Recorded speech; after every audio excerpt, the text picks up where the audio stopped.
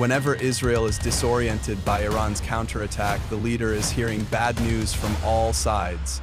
On the one hand, Russia has stood by Iran.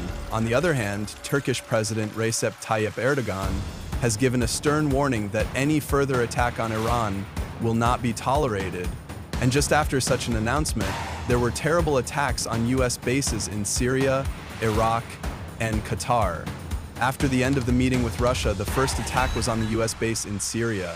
Then there were terrible attacks on the US base in Qatar and the US base in Iraq. According to the US news media, Exxon News Agency, citing an Israeli official, Iran has fired 6 missiles at the US military base in Qatar.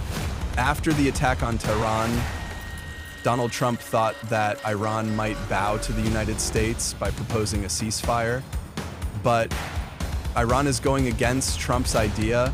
After the meeting with Russia, Iran's strength seems to have multiplied. And with that, the picture of this war has changed after Turkish President Recep Tayyip Erdogan's outburst on Iran's side. But are people all over the world facing World War III?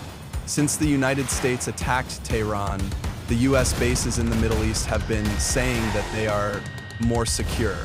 But that security is not working, as evidenced by the fact that 3 US bases in Iraq, Syria, and Qatar have been destroyed in ambushes.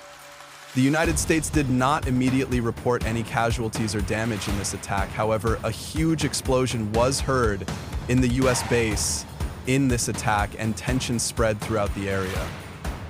Meanwhile, Turkish President Recep Tayyip Erdogan has issued a stern warning to Israel and the United States, saying that any attack by Iran will not be tolerated. And in a speech broadcast live on Russian state television, President Putin said that the United States is carrying out an aggression against Iran for no reason, and there is no basis or justification for it.